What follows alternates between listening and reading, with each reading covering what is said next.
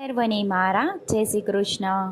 આપ સર્વેનું મારી યુટ્યુબ ચેનલમાં હાર્દિક સ્વાગત છે. આજે આપણે ભારતીય સંસ્કૃતિનો એક અનેરો પર્વ એટલે કે મકર સંક્રાંતિનો મહાત્મય સાંભળીશું. તો વિડીયોને અંત સુધી જરૂરથી જોજો. અને જો ચેનલમાં નવા હોય અને ચેનલને સબસ્ક્રાઈબ ના કરી હોય તો જરૂરથી કરજો. હજારો વર્ષો પૂર્વે આપણા ભારત દેશના વેદકાલીન ઋષિમુનિઓએ તથા શાસ્ત્રકારોએ ઋતુ અનુસાર પર્વનું આયોજન કરી પોતાની અપૂર્વ મેધા તથા વૈજ્ઞાનિક અને અલગ કાર્યની દ્રષ્ટિનો પરિચય કરાવ્યો છે. ભારતીય સંસ્કૃતિના આભૂષણ સમા આ મહામૂલા ઉત્સવો તો જીવન સંઘર્ષમાં વ્યર્થ લોક સમાજ માટે આમોદ પ્રમોદ તથા નવ ચૈતન્યના સ્ત્રોતો સમા છે. આપણી ઋષિ મંડળીઓએ તેજની અવિરત ઉપાસના કરી તેજસ્વી વિચારધારા અપનાવી તેજસ્વી દર્શન પ્રાપ્ત કર્યું, પ્રસન્નતાપૂર્વક સમાજને અર્પ્યું અને તેજસ્વી જીવનની ભવ્ય પરંપરાનું નિર્માણ થયું. ભારતીય સંસ્કૃતિની ગરિમા અને અસ્મિતા અદ્વિતીય છે. આપણી સંસ્કૃતિમાં સૂર્યનારાયણ દિવસ, માસ, પર્વ અને સમયના ધ્રોતક છે.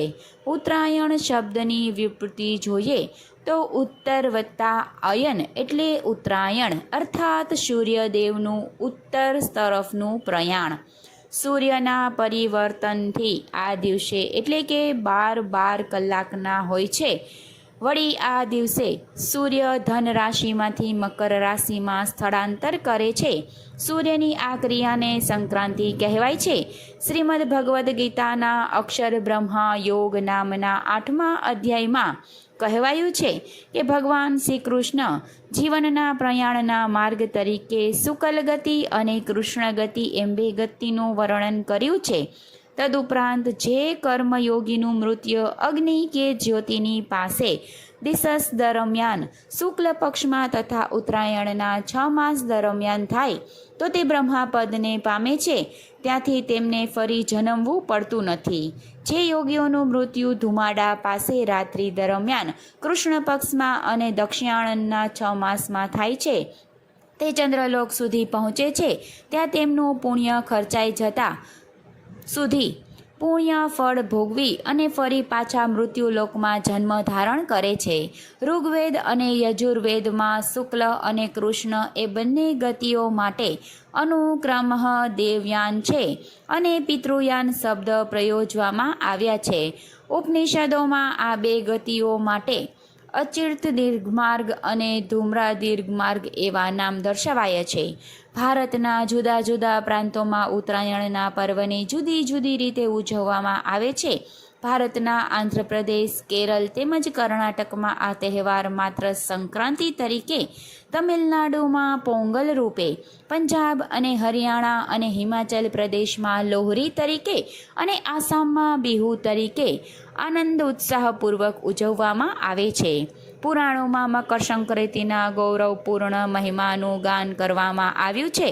મત્સ્ય પુરાણમાં આ વ્રતની વિધિ અંગે શાસ્ત્રીય મીમાંસા કરવામાં આવી છે.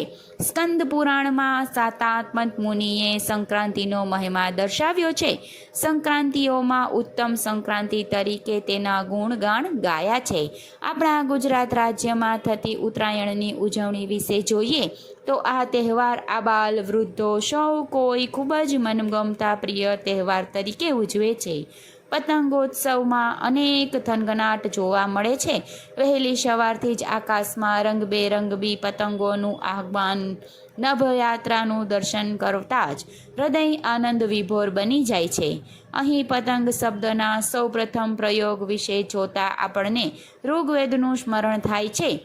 ઋગ્વેદના 10મા મંડળમાં સૂર્ય માટે પતંગ શબ્દનો પ્રયોગ કરવામાં આવ્યો છે.